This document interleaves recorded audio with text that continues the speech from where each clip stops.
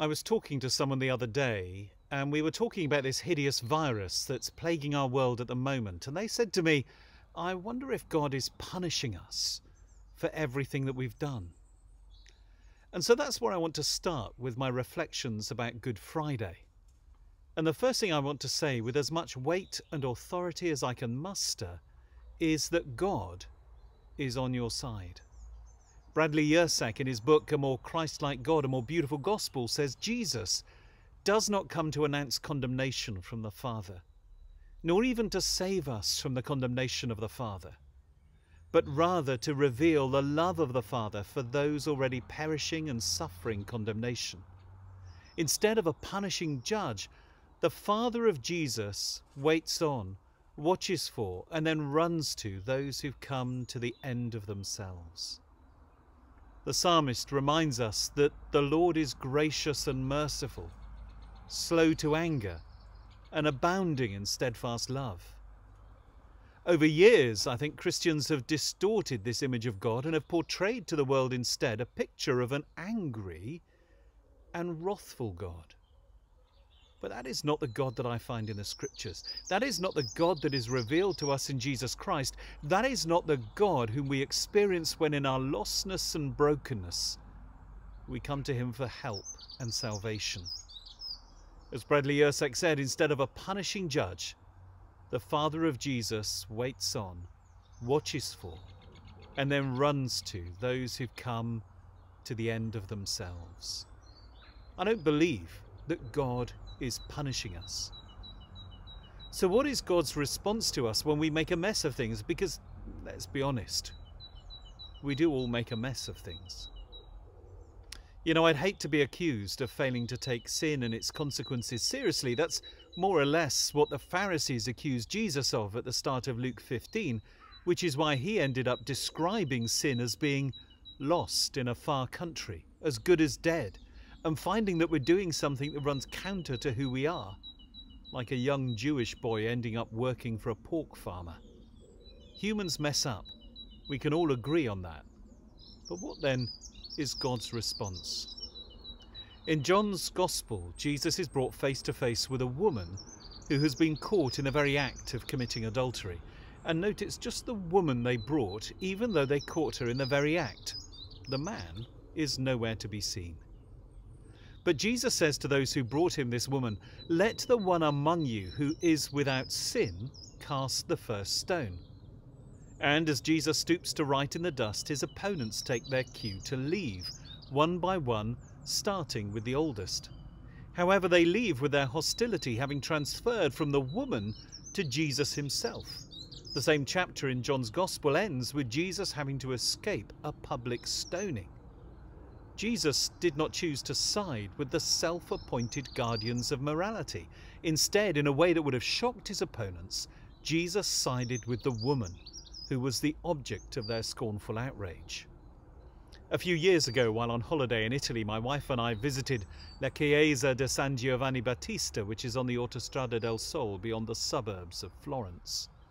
The church was built between 1960 and 1963, according to plans drawn up by the architect Giovanni Michelucci, who also designed the train station at Florence at Santa Maria Novella. Whereas that train station is quite a brutalist looking building, the church is designed to resemble a tent and is a symphony of flowing lines and natural shapes. In the church are some bronze reliefs by Emilio Greco and Venanzo Crocetti, and one depicts Jesus and the woman caught in the act of adultery. It's an image that will stay with me forever.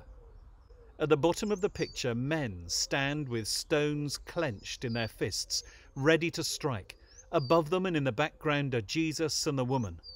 What is extraordinary about the picture is that Jesus appears to be kissing the woman on her head. Maybe the artist was trying to show how Jesus took the hostility that had been aimed at the woman and placed it on himself, like someone sucking the bite from a venomous snake. Jesus draws the poison of hatred into himself. This is a God who is on our side. Down the end of a single-track road that once served a stone quarry in deepest rural Somerset is an extraordinary community called Windsor Hill Wood. Back in 2010, the writer Tobias Jones and his wife Francesca Lenzi founded Windsor Hill Wood, a safe place, a place of refuge for people going through crises. Their guests would help in the growing of fruit and vegetables, tend to the animals, cook and undertake other jobs that needed doing. In return, they received support and companionship. Tobias Jones wrote about his experiences in a warts-and-all account called A Place of Refuge. His book charts the highs and lows of living alongside those whose lives were in freefall, people like Hayley, a recovering addict whose feet were so putrid they needed to open the windows of whatever room she'd been in. Or Ben, a young man with severe learning difficulties who was an alcoholic and a habitual user of porn. Or Chloe, a troubled teenager with a history of self-harm who suffered from Tourette's and OCD and had memorised all the stock numbers in the IKEA and Argos catalogues. After 7 years, during which the community had helped and supported a good number of people, as well as established itself locally, Tobias and Fran decided to move with their family to Italy. Tobias and the trustees appointed Chris and Catherine Thompson to undertake the running of Windsor Hill Wood. You might wonder why a couple with their 2 young sons would take on such a costly way of life, especially since the darker side of running the project had been so vividly described in Tobias's book. Chris and Catherine are clear as to why, and they point straight away to a particular account of when the disciples of John the Baptist wanted to know if Jesus really was the longed-for Messiah. John, meanwhile, had been locked up in prison.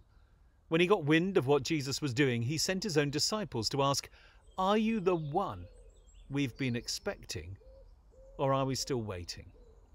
Jesus told them, "Go back and tell John what's going on. The blind see, the lame walk, lepers are cleansed, the deaf hear, the dead are raised, and the wretched of the earth learn that God is on their side."